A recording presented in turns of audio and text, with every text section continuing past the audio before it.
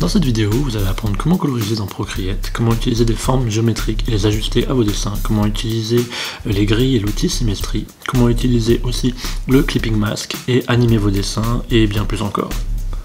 Salut tout le monde, je m'appelle Jean Vermersch et aujourd'hui je vais vous présenter dans cette vidéo un tutoriel complet sur Procreate en moins de 30 minutes. Ce tutoriel est une version 2019 d'un tutoriel que j'avais déjà fait auparavant qui s'appelle Bien commencer avec Procreate. J'ai juste remis à jour certaines choses parce qu'il y a des fonctionnalités qui ont été ajoutées au fur des mises à jour de Procreate, donc ça me semblait intéressant de refaire une vidéo à ce niveau-là. Si vous êtes complètement débutant avec Procreate, je vous conseille vraiment de regarder cette vidéo entièrement parce que vous allez apprendre énormément de choses qui vont vous faire économiser beaucoup de temps. Et si vous connaissez déjà Procreate mais vous ne connaissez pas encore tout, j'ai mis dans la description de la vidéo une timeline de tout ce dont je parle et le moment où j'en parle. Comme ça, vous pouvez juste aller voir et regarder un moment précis de la vidéo sans avoir à regarder toute la vidéo entièrement à chaque fois. Je vais vous présenter des fonctionnalités avancées de Procreate aussi bien que des fonctionnalités de base beaucoup plus simples comme créer un canevas, ce genre de choses. Si vous aimez bien cette vidéo, n'hésitez pas à vous abonner à ma chaîne, à liker cette vidéo et du coup, on va commencer tout de suite. Alors ici, nous avons la galerie. C'est l'endroit où vous trouverez tous les dessins que vous avez faits avec Procreate. Ici, vous pouvez voir les miens. Quand vous ouvrez l'application, ça doit être quasiment vide. Et vous devez juste voir quelques dessins fournis par Procreate. Maintenant, je vais vous montrer comment on crée un canevas. Pour ça, vous devez cliquer sur l'icône plus en haut à droite de l'écran et vous allez avoir différents presets qui vont apparaître. Vous n'aurez pas les mêmes que moi parce que j'ai créé des presets personnalisés. Par exemple, si je clique sur Screen Size, vous pouvez voir que j'ai un canevas qui va devenir de la taille de mon écran et je peux commencer à dessiner dessus si je veux. Mais je peux aussi créer des canevas personnalisés. Pour ça, je dois aller ici, en bas de l'écran, sur votre gauche, vous pouvez voir Create Custom Size. Et en cliquant dessus, maintenant, je peux choisir la taille de mon écran. Donc je vais partir sur du 1920 par 1080p à peu près. Ça me donnera un bon ratio d'écran Full HD, parfait pour faire des vidéos sur YouTube. Ensuite, vous pouvez choisir le niveau de DPI. Donc moi, je pars sur du 300, c'est un bon standard. Si vous voulez imprimer des choses, vous pouvez utiliser ça. Et enfin, je vais partir sur un profil de couleur qui va être par défaut, donc je vais prendre le P3 parce que le P3 vous donne plus de possibilités d'avoir plus de couleurs. Et après, vous pouvez donner votre nom à votre canevas pour pouvoir le réutiliser ensuite. Donc là, nous avons créé notre nouveau canevas et maintenant vous pouvez voir l'interface de l'application. Donc l'interface est plutôt simple, vous avez le bouton galerie. Si vous cliquez dessus, vous revenez tout simplement dans votre galerie où vous avez tous vos dessins. Sur la gauche, vous avez deux barres d'ajustement. La première concerne la taille de votre pinceau, donc vous pouvez régler sa taille et ainsi de suite. Et la deuxième concerne l'opacité de votre pinceau. Donc si par exemple vous voulez quelque chose de transparent, vous avez juste à baisser l'opacité pour ça. Le petit carré est juste un outil de sélection de menu rapide, c'est tout. Donc vous pouvez juste sélectionner des petites actions. Après ça, en cliquant sur l'icône tournevis, vous avez le menu Action qui vous permet de faire pas mal de choses comme apporter ou prendre des photos avec l'iPad directement dans Procreate. Vous pouvez aussi redimensionner la taille de votre document avec en cliquant sur Crop and Resize et du coup vous pourrez ajuster votre taille d'écran. Vous pouvez aussi changer l'orientation de votre dessin. Donc là par exemple je vais passer sur un autre dessin, je vais vous montrer celui-ci. Et donc là, si je clique sur Flip, vous pouvez voir que mon dessin change d'orientation selon que je clique sur Flip Horizontal ou Flip Vertical. Alors ensuite, dans ce menu, vous avez aussi le Drawing Guide qui va vous permettre de gérer tout ce qui concerne les grilles dans Procreate. Pour y accéder, vous devez l'activer, puis vous cliquez sur Edit Drawing et vous avez accès aux différents types de grilles. Vous en avez 4. La première est la grille 2D. Vous pouvez ajuster la taille, donc là ici ça va être 32 pixels, mais vous pouvez ajuster la taille aussi juste en glissant la petite barre que vous voyez sur la gauche ou sur la droite. Vous pouvez aussi ajuster la largeur des lignes de votre grille, mais aussi leur opacité. Et en haut, vous avez une barre de couleurs qui vous permet de choisir la couleur des barres de votre grille. Après ça, vous avez la grille isométrique. Elle a les mêmes réglages que la grille 2D. Ici, vous pouvez dessiner des dessins avec une vue en plongée. Je vais activer le Drawing Assist et vous montrer comment ça marche. Le Drawing Assist est un outil qui vous permet de pouvoir aimanter votre ligne sur la grille et vous pouvez dessiner que dans la même direction que votre grille, ce qui est très pratique pour faire des petites lignes assez rapidement. Bon. Donc là, par exemple, ici, vous pouvez voir que ce que je suis en train de dessiner, ça pourrait être le début d'un building vu d'en haut. Après ça, vous avez la grille de perspective qui vous permet de créer des points de fuite pour votre dessin. Celle-ci marche d'une autre manière. Ce que vous devez faire, c'est taper quelque part sur l'écran et ça va créer un point de fuite. Vous pouvez le bouger où vous le voulez en le sélectionnant. Vous pouvez aussi en créer un autre et ça va agir sur les lignes de votre grille. Pour en créer un autre, vous avez tout simplement à taper une deuxième fois là où vous voulez sur votre écran, ça va créer une deuxième grille avec une nouvelle série de lignes qui vont aller dans l'autre sens que votre premier point de fuite. Ça va vous permettre de tracer des grilles de perspective assez facilement.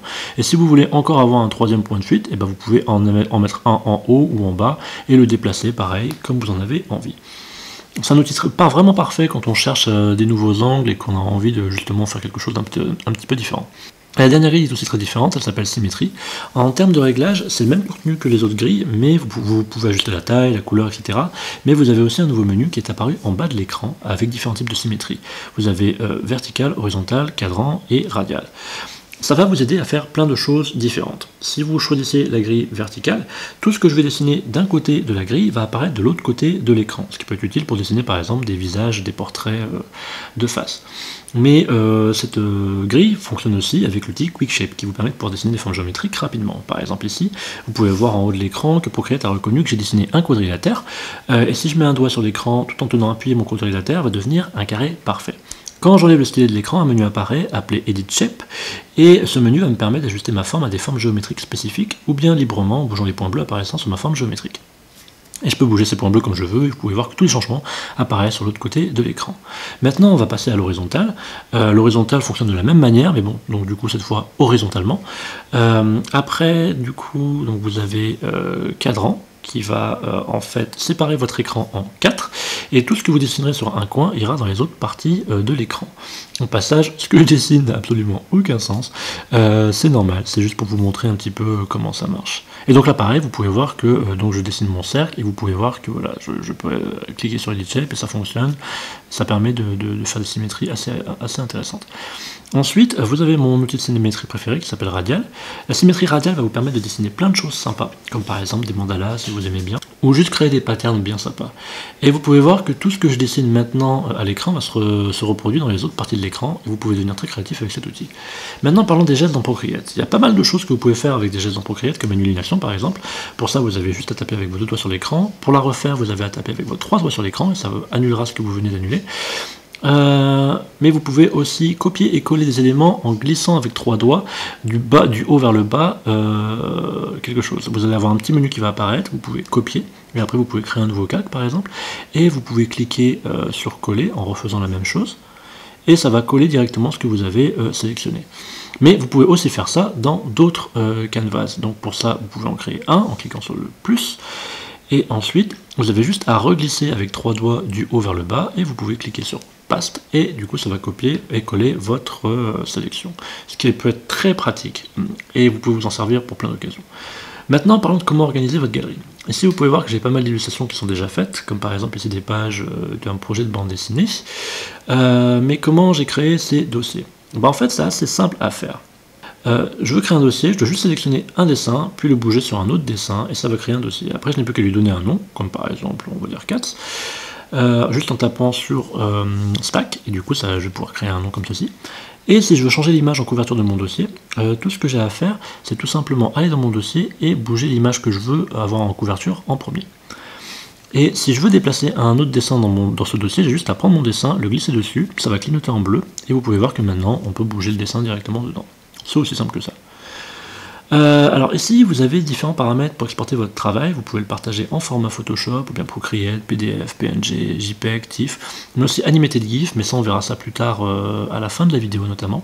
Après, vous avez ce qu'on appelle le menu préférence, il va vous permettre d'ajuster certains réglages, comme par exemple avoir une interface claire plutôt que sombre, comme tout le monde semble pourtant aimer en avoir une. Vous pouvez aussi avoir le menu gaucher qui va vous permettre de bouger la barre de réglage de la taille et de l'opacité de vos pinceaux sur la gauche, pour les gauchers. Vous pouvez aussi ajuster la courbe de pression de votre Apple Pencil. Vous pouvez aussi avoir le Gesture Control qui va vous permettre de pouvoir activer ou désactiver certains gestes à votre guise. Après ça, vous avez le menu Adjustment qui va vous permettre d'avoir des outils importants comme Liquify, mais nous verrons ça un peu plus tard. Ensuite, du coup, vous avez le menu sélection. Ici, vous avez tout ce qui a trait aux outils de sélection. Ici, je suis en main libre, donc je peux dessiner autour de ce que je veux, sélectionner avec le lasso, et ensuite le bouger comme je veux en cliquant sur l'icône flèche en haut à gauche de l'écran. Mais je peux aussi sélectionner un élément du dessin, puis taper sur dupliquer, et cela va dupliquer le contenu de ma sélection dans un autre calque, comme vous pouvez le voir. Vous pouvez aussi sélectionner des éléments de dessin avec des rectangles ou avec des ellipses, comme ceci. Et vous pouvez voir que du coup, en choisissant ellipse ou rectangle, je peux vraiment choisir ce que je veux.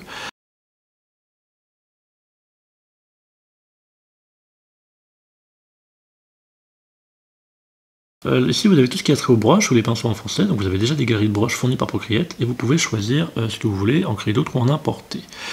Voilà. Ici, ensuite, vous avez le Smudge Tool qui va vous permettre de pouvoir mélanger des couleurs. Après, vous avez du coup l'outil Gomme qui va vous permettre d'effacer ce que vous avez fait. Ici, vous avez le menu des calques qui, du coup, va vous permettre de sélectionner différents calques pour les bouger. Vous devez, pour en sélectionner plusieurs, vous devez juste glisser sur la droite les calques que vous voulez sélectionner. Si vous voulez les désélectionner, vous avez juste A, donc du coup glisser sur la droite encore. Ensuite, vous avez la roue des couleurs, où vous allez pouvoir choisir tout ce qui est votre couleur. Vous avez différentes, vous avez le 10, la value, classique, et vous avez les palettes. Si vous voulez créer une palette, tout ce que vous avez à faire, c'est tout simplement cliquer sur palette, et ensuite cliquer sur le plus, et après, vous pouvez donner un nom à cette palette.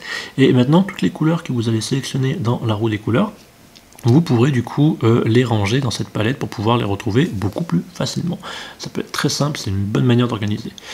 Si vous voulez du coup bouger une couleur dans une palette, donc je vous le remonte, tout ce que vous avez à faire, c'est sélectionner votre couleur et ensuite taper sur un des carrés vides et vous pouvez bouger votre tablette.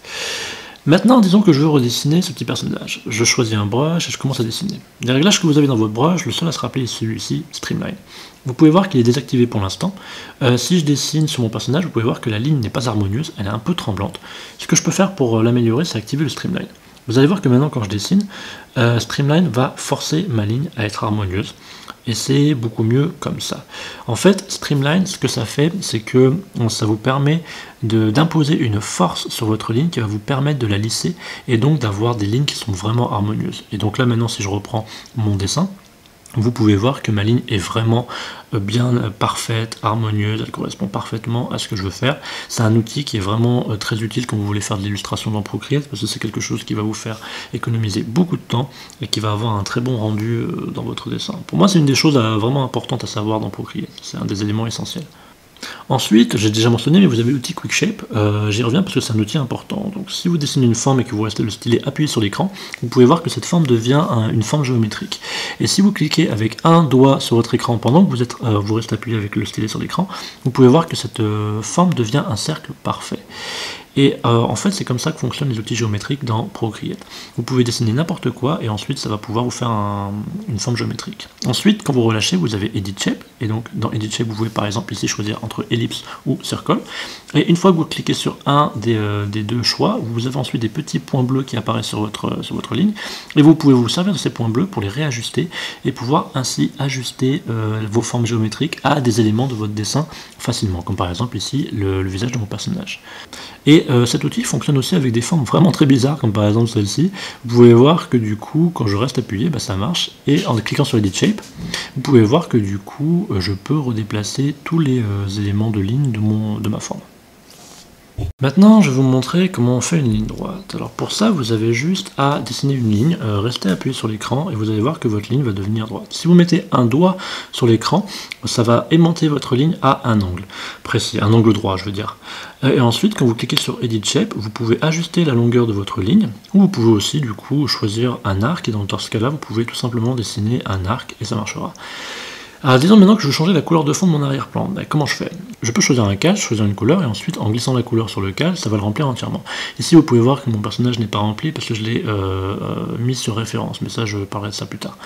Mais vous avez aussi une autre manière beaucoup plus simple pour changer votre arrière-plan. Vous avez un calque automatique qui s'appelle Background Color, et ici vous pouvez choisir la couleur du calque que vous voulez, et ça va agir dessus sans problème. Ensuite, vous pouvez coloriser de plein de façons. Par exemple, je choisis mon calque, je choisis une couleur, et je la glisse sur mon calque. Je vais le refaire parce que c'est quelque chose d'important à comprendre ici. Quand je glisse une couleur sur mon calque, et que je reste appuyé avec le stylet, vous allez voir qu'il va y avoir une barre bleue qui va apparaître en haut, et cette barre bleue, en fait, en glissant sur la droite ou sur la gauche, ça me permet de contrôler la façon dont la couleur va attaquer la ligne de mon dessin. Par exemple, si je glisse la barre sur la droite, ma couleur va remplir beaucoup d'éléments de mon dessin, alors que par contre, si je la glisse vers la gauche, vous allez voir que peu à peu ça va réduire et que la couleur va remplir moins d'éléments de mon dessin. C'est quelque chose de très important à connaître pour coloriser quand on veut glisser des couleurs sur un calque. Mais vous avez aussi d'autres façons pour coloriser. Vous pouvez par exemple coloriser avec l'outil référence. Pour ça, vous devez taper une fois sur votre calque, cliquer sur référence, puis choisir un autre calque sur lequel vous allez dessiner. Et maintenant, vous pouvez glisser une couleur, et cette couleur va être bloquée dans les contours du calque que vous avez placé comme référence. Et vous pouvez voir maintenant que j'ai un calque avec ma ligne et que mon calque de couleur, lui, a vraiment bien été bloqué dans les calques dans les contours du calque de ma ligne. Donc c'est vraiment un outil qui est très important à comprendre. Par contre, c'est pas un outil qui est très parfait, comme vous pouvez le voir. Et maintenant, ce qu'on va faire, c'est qu'on va utiliser l'alpha-lock. Donc pour utiliser l'alpha-lock, tout ce que vous devez faire, c'est déjà, par exemple, avoir une partie de votre dessin qui est dessinée. Donc là, je vais dessiner avec un très gros brush et je vais gommer. Et maintenant, vous pouvez voir que j'ai bloqué du coup les couleurs sur mon calque et que donc maintenant j'ai un calque avec ma ligne et j'ai un calque avec ma couleur. Maintenant ce que je vais faire, c'est que mon calque de couleur, je vais le sélectionner et avec deux doigts je vais glisser sur la droite. Et maintenant vous pouvez voir que du coup l'arrière-plan de mon calque a changé et c'est devenu un damier. Ça veut dire que l'alpha-lock a été activé.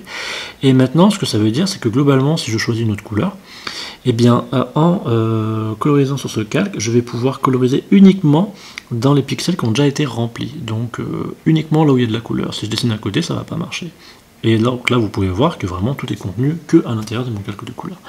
C'est quelque chose de vraiment extrêmement important à connaître dans Procreate. C'est une des plus importantes manières de coloriser. Et par exemple, vous pouvez vous servir de ça pour pouvoir ensuite dessiner des ombres ou à l'inverse dessiner des éléments de lumière sur votre personnage. Ça c'est ce que vous voulez évidemment, hein. Mais c'est vraiment très pratique parce que comme ça vous pouvez coloriser sans déborder, ce qui est essentiel et ça fait sauver beaucoup de temps. Mais vous n'avez pas que cette façon-là aussi, vous avez une autre manière de coloriser, c'est la plus importante à mes yeux. Je vais désactiver l'alpha-lock en glissant mon calque avec deux doigts sur la droite, je crée un nouveau calque que je vais placer au-dessus de mon calque de couleur, et je tape une fois et clique sur Select sur mon calque de couleur de base, et maintenant vous pouvez voir que si je colorise sur mon nouveau calque, tout va être contenu à l'intérieur de mon calque de couleur. Il faut juste bien vous assurer que vous avez sélectionné votre brush d'abord, parce que souvent ça arrive que votre brush soit désélectionné et donc ça marche pas. Mais une fois que vous le faites, vous pouvez voir que tout reste bloqué uniquement à l'intérieur de mon calque de couleur initial, alors que je suis sur un nouveau calque. Et ça, c'est quelque chose de très utile. Par exemple, si j'ai envie de recoloriser sa veste et sa capuche, eh bien je peux faire ceci, et du coup, ça peut me permettre de bloquer différents éléments de couleur de mon dessin sur différents calques. Et comme ça, après, quand je vais pouvoir vraiment travailler mes couleurs, ça va me donner beaucoup plus de marge pour pouvoir travailler mes couleurs rapidement et facilement. Et maintenant, si je veux par exemple changer la couleur de mon personnage de base, et du coup, je peux le faire soit en glissant de la couleur, soit en mettant un très gros brush et en activant l'alpha-lock. Et vous pouvez voir que ça marche parfaitement bien. Maintenant, on va parler d'autre chose. Donc, quand on a colorisé, qu'est-ce qu'on peut faire? Disons que j'ai envie de tester de nouvelles couleurs. Je peux aller dans Adjustment Menu en haut à gauche et ici vous avez pas mal de réglages liés à la colorisation. Donc on va voir ensemble Hue, Saturation and Brightness. Vous devez taper dessus et un nouveau menu apparaît en bas de l'écran.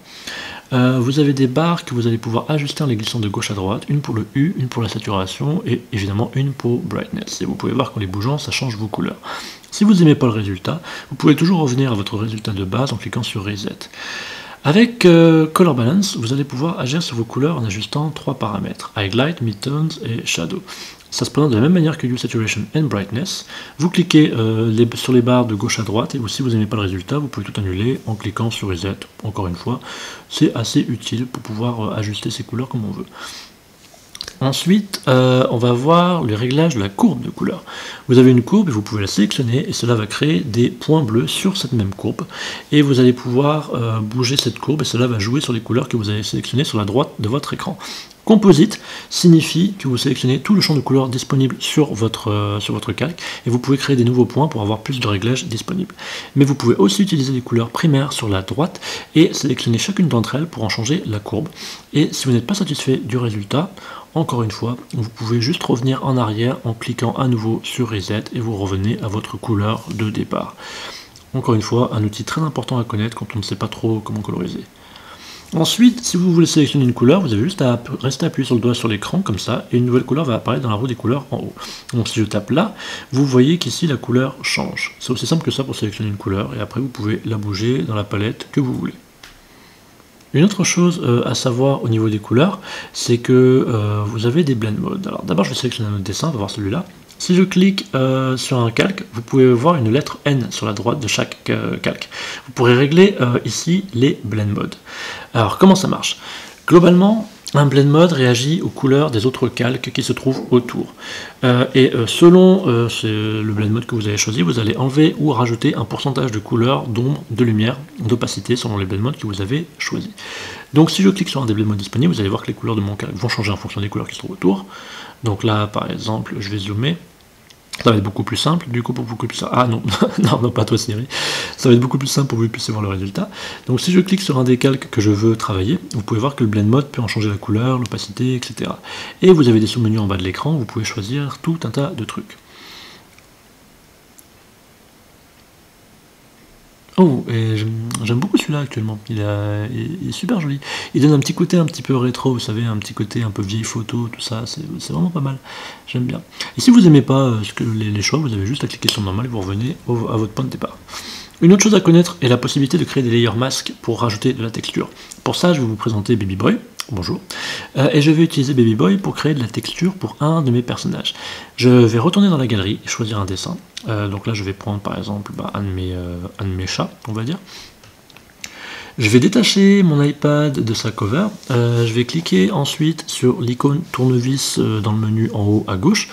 Et je vais cliquer sur Take a Photo. Et maintenant, ce que je vais faire, c'est que je vais positionner Baby Boy de la bonne manière. Je vais prendre cette partie de sa fourrure en photo. Je vais cliquer sur le rond blanc qui apparaît ici. Et maintenant, vous pouvez voir que du coup, en bas apparaît un petit onglet qui s'appelle Use Photo. Je vais cliquer dessus. Et maintenant, tout ce que ça va faire, c'est que ça va importer ma photo sur un calque qui est dédié. Et maintenant, je vais pouvoir travailler cette photo avec le layer mask. Donc, je vais la poser au-dessus du calque sur lequel je veux rajouter de la texture. Je vais ajuster la taille, je vais changer l'opacité. Et maintenant, ce que je vais faire en cliquant sur Mask, vous pouvez voir qu'un nouveau calque blanc apparaît au-dessus de ma photo et que la couleur dans la roue des couleurs a changé au noir. Et maintenant, en fait, ce qui va se passer, c'est que je vais peindre en noir, et le fait de peindre en noir sur ce masque va effacer les éléments que je veux de mon dessin, mais sans toucher à ma photo de base. En fait, ça va juste les masquer. Et c'est un outil qui est très utile pour faire des petits tests sans avoir forcément à détruire votre calque de base, donc ici ma photo.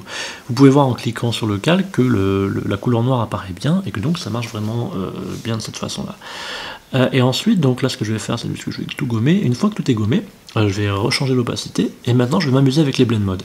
Et vous pouvez voir que selon les blend modes que je choisis, vous avez différents...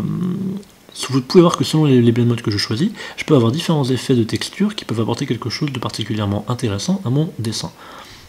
Maintenant, on va voir comment créer des nouveaux brushes. Donc disons que je veux modifier un brush qui existe déjà. Je glisse sur la gauche, je clique sur dupliquer, comme ça si je n'aime pas le résultat, j'ai toujours mon brush original. Maintenant, je tape une fois dessus et j'arrive dans le menu réglage de mes brushes. Et en bas à droite, si je veux changer la forme de mon brush, je peux aller dans la source en bas à droite et ici je peux cliquer dans Pro Library. Et je vais pouvoir prendre par exemple ça, tu vois, on va dire, par exemple. Et ça va pouvoir me permettre de créer des nouveaux brushes. Mais disons maintenant que je veux en créer un nouveau, je peux faire la même chose et je vais dans la galerie des brushes, je clique sur plus. Et puis ensuite dans source, je peux utiliser des images de la Pro Library et m'amuser avec et voir ce que ça peut donner. Mais vous pouvez aussi importer vos propres images si vous le souhaitez. Ça c'est comme vous voulez. Et pour importer des brushes, vous devez taper sur l'icône plus, puis ensuite taper sur Import dans le coin supérieur droit de l'écran. Par défaut, Procreate vous envoie sur l'iPad dans le document Files, mais je n'ai pas de brush sur mon iPad, donc je vais aller directement sur Internet. J'ai tapé brush Procreate dans Safari, comme vous pouvez voir, et je vais aller sur le site de Procreate où il y a un paquet d'artistes qui partagent des brushes régulièrement. J'ai trouvé ici un pack de brushes d'aquarelle qui a l'air plutôt sympa. Je clique sur télécharger, puis je reclique sur télécharger, et ça va ouvrir les calques dans une nouvelle fenêtre. Vous pouvez cliquer du coup ensuite sur Open in Procreate, et ce que ça va faire, c'est que ça va directement importer vos calques, ça va directement importer vos brushes dans Procreate. Et alors parfois ça les importe dans un dossier qui s'appelle Imported, parfois ça les importe directement dans le bon dossier de base, ça dépend de ce que vous avez téléchargé. Mais en tout cas après vous pouvez voir que là maintenant j'ai mes brushes aquarelles et je peux les utiliser. L'outil texte est caché dans le menu Setting. Vous devez cliquer sur Add et vous allez voir une ligne appelée Add Text Tapez dessus et ça va créer un nouveau calque où vous allez pouvoir éditer votre texte. Vous ne pouvez pas trop voir le texte car il est de la même couleur que mon dessin, donc je vais changer la couleur en cliquant sur la roue des couleurs et vous pouvez voir que mon texte change de couleur. Quand vous n'êtes plus dans le mode édition du texte, pour y revenir, vous avez juste à taper une fois sur votre calque de texte et vous pouvez cliquer du coup sur Edit Text et après ça vous pourrez modifier votre texte à nouveau en cliquant sur Edit Style dans le côté droit de l'écran pour changer la police, la taille, etc.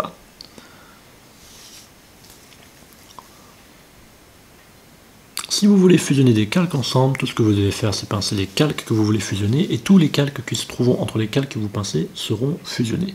Vous pouvez faire ça aussi avec le stylet. Vous avez juste à taper une fois sur le calque à fusionner, et vous avez juste à cliquer sur Merge Down, et du coup, ça va fusionner vos calques.